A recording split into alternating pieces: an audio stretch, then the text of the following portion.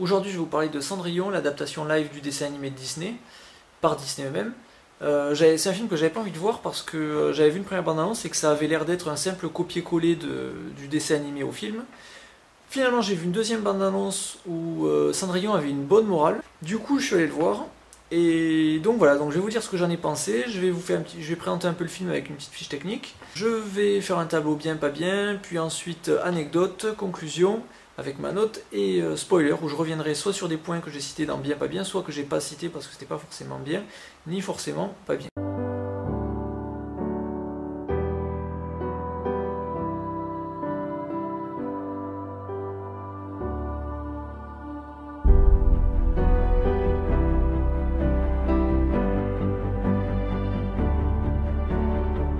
Cendrillon est un film fantastique réalisé par l'acteur-réalisateur Kenneth Branagh, dont c'est le 16e film. C'est écrit par Chris Weitz, à qui l'on doit À la croisée des mondes et La boussole d'or, puisqu'il a écrit et réalisé, Fourmise et la famille Folden qu'il a écrit, et Twilight 2 qu'il a réalisé. Apparemment c'est un peu Yes Man. C'est produit par Walt Disney Pictures, la musique est composée par Patrick Doyle, les costumes sont réalisés par Sandy Powell, qui est une habituée de Martin Scorsese, car elle a travaillé sur Gang of New York, Aviator, Les Infiltrés, Shutter Island, Hugo Cabret et Le Loup de Wall Street. Elle a aussi travaillé sur Rob Roy et Les Deux Sœurs Poinroy. Elle a reçu 3 Oscars pour 10 nominations et 2 BAFTA pour 9 nominations. Les décors sont de Francesca Lociavo, qui a eu 3 Oscars pour 7 nominations, et Cassie Banwell, dont j'ai pas la photo. Côté casting, on retrouve Lily James, Cate Blanchett, Richard Madden, Holliday Grainger, Sophie McChera, Helena Bonham Carter, Ali Atwell, Ben Chaplin, Stellan Skarsgård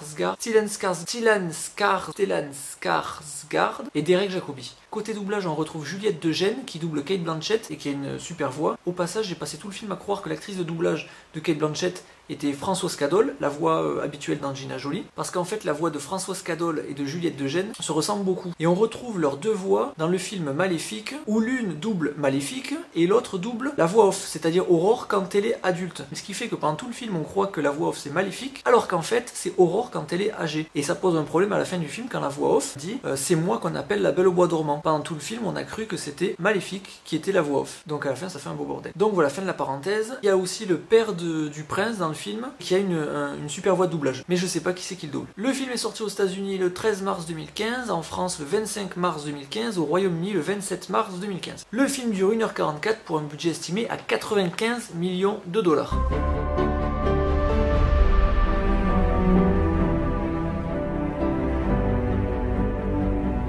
Alors pour le bien pas bien, je vais commencer par un bien. Le point fort du film pour moi c'est la belle-mère jouée par Cate Blanchett. C'est quasiment le seul personnage avec Cendrillon qui est un peu creusé et en plus qui est bien joué. Deuxième bon point c'est la morale de Cendrillon, mais ça j'y reviendrai dans les spoilers pour pas spoiler. Et ensuite le message de fin, je le mets dans les bons points mais c'est pas grand chose, mais qui est très bien. J'y reviendrai dans les spoilers. Et c'est tout, là on va passer au pas bien. Premier mauvais point c'est le rythme. On dirait que tout est étiré, c'est très lent, la musique aide pas et il n'y a jamais de climax dans le film. Deuxième mauvais point c'est la réal, qui est parfois très académique, parfois mauvaise. Et dès qu'il y a des phases avec effets spéciaux, elle est complètement à la ramasse. Troisième mauvais point, c'est le montage. Moi, ça m'a gêné. Il y a beaucoup de plans qui auraient dû être des plans plus longs, qui sont coupés en plein milieu. Et les raccords entre les scènes ne sont jamais très bien faits. Quatrième mauvais point, c'est les effets spéciaux sont parfois vraiment foireux. Quatrième mauvais point, le ton du film, qui a les fesses un peu entre deux chaises, c'est mi-adulte, mi-enfant. Les enjeux sont adultes et l'humour est enfantin, donc ça donne un truc assez bizarre. Du coup, ça s'adresse pas complètement aux enfants, ni complètement aux adultes, et il y a même une scène crypto-érotique dans le film. C'est assez bizarre. Sixième mauvais point, c'est qu'à part Cate Blanchett et un peu Cendrillon, aucun personnage n'est écrit. On dirait que on a écrit la définition du personnage en disant bon il sera comme ça, il faudra penser à l'écrire, et puis finalement qu'on a oublié de les écrire. Et septième mauvais point, même si la morale est bonne par rapport aux animaux dans le film, on utilise quand même des bouts d'animaux comme des plumes, du cuir, de la fourrure je crois, donc c'est un peu en contradiction avec le message de Cendrillon dans le film.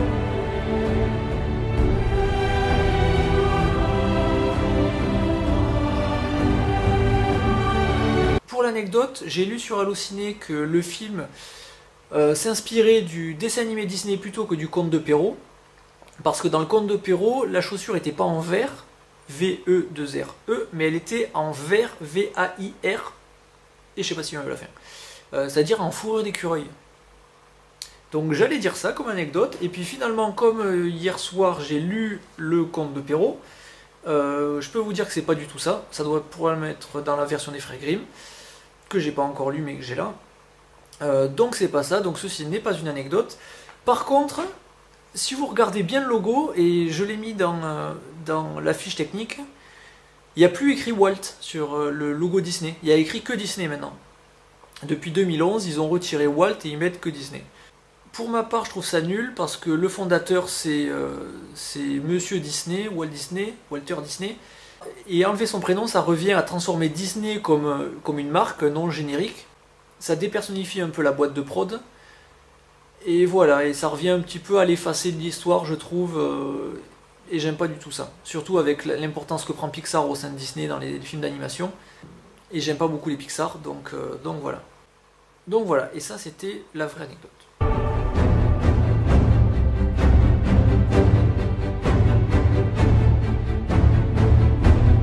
Donc est-ce que je le conseille? Pas vraiment. Si vous avez vu Maléfique et les autres adaptations live de Disney, c'est toujours bien de le voir pour sa propre culture. Maintenant, au niveau du cinéma, c'est pas du grand cinéma, c'est même pas du bon divertissement. Je vous conseille pas d'emmener vos enfants si vous en avez, parce qu'à mon avis, ils vont s'ennuyer. Si vous voulez juste voir le court-métrage La Reine des Neiges, n'y allez pas exprès pour ça, le court-métrage en plus, c'est pas bien. Donc voilà, si vous êtes fan de Cendrillon, allez-y, si vous êtes fan de Disney, allez-y pour votre culture, mais vous attendez pas au film du siècle, et c'est tout. En espérant que le Dumbo de Tim Burton et le Pan qui va sortir sera mieux, à plus. Petit message de fin, je fais des vidéos que sur les films sur lesquels j'estime que j'ai quelque chose à dire. Donc peut-être que pendant certains temps j'aurai rien à dire sur les films qui sortent. Donc si jamais vous voulez que je fasse des critiques de vieux films, etc., proposez-les-moi et si j'ai des choses à dire dessus, je les ferai. Donc voilà. À plus.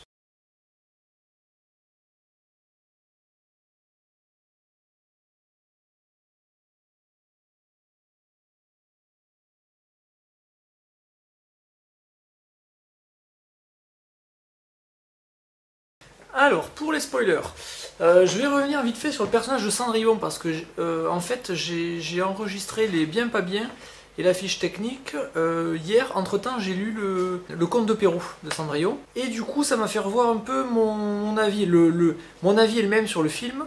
Par contre sur tout ce qui est adaptation et ça, j'en ai pas parlé dans les bien pas bien, c'est assez fidèle. C'est assez fidèle, ça reprend l'esprit du conte.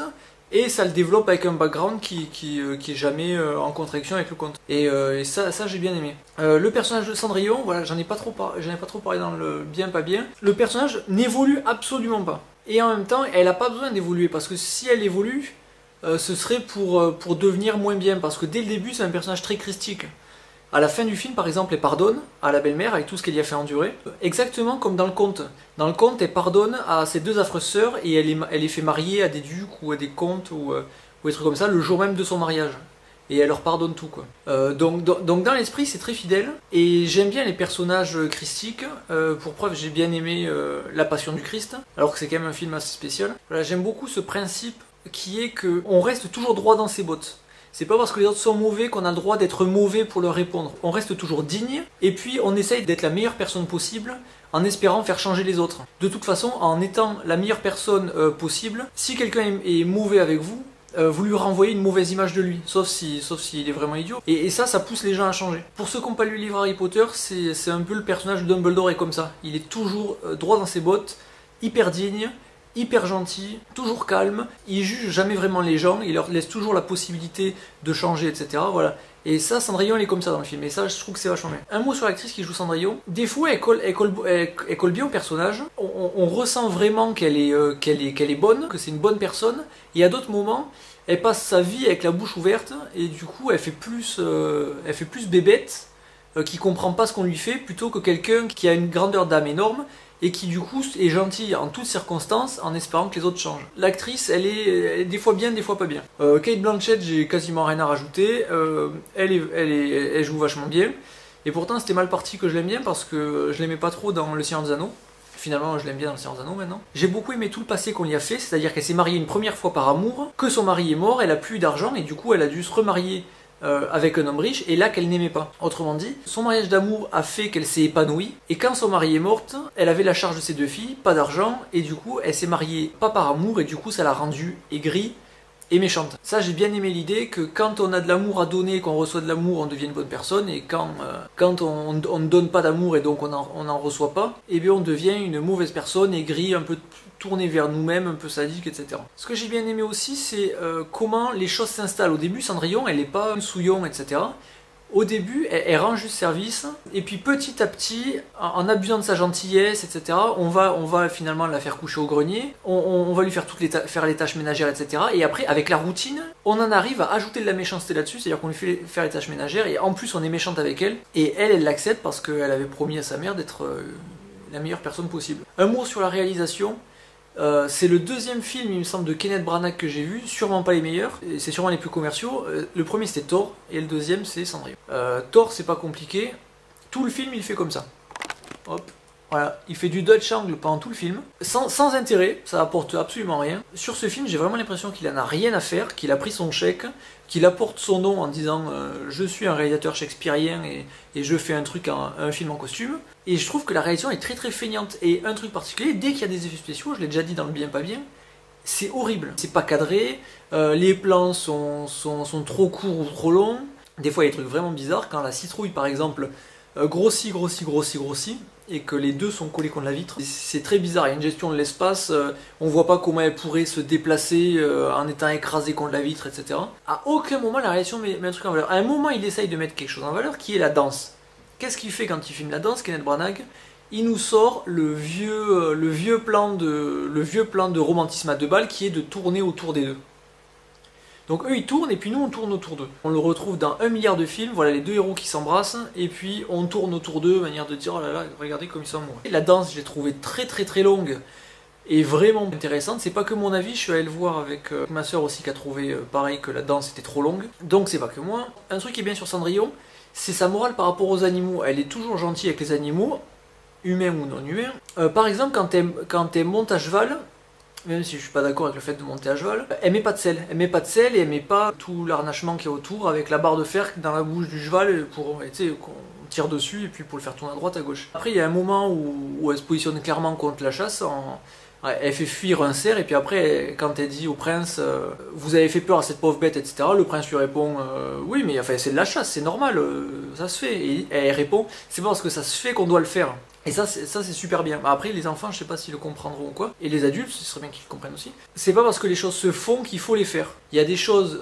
qu'on fait dans la vie de tous les jours qui ne sont pas des bonnes choses, et c'est pas parce qu'on les fait tous les jours que c'est bien. La normalité n'est pas garante de moralité. Tout comme la légalité est pas garante de moralité, étant donné que par exemple la lapidation etc. est autorisée dans plein de pays. Donc ça j'ai trouvé ça bien. Les effets spéciaux par contre dès qu'il y en a, c'est très mal fait. Le plan où elle se transforme, le plan où Cendrillon a sa nouvelle robe. On tourne autour d'elle et la robe petit à petit se fait, etc. Et des papillons un peu partout. Par exemple, le fond est noir. Il n'y a pas de fond.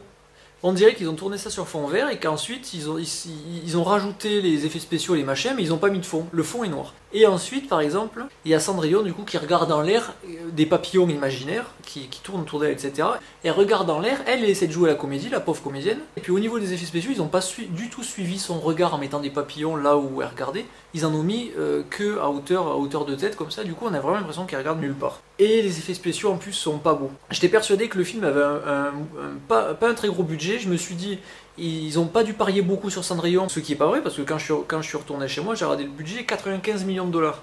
95 millions de dollars, normalement on en fait des choses. Avant-dernier truc, le montage. Alors peut-être que ça va choquer personne. Moi il y a pas mal de fois ça m'a choqué.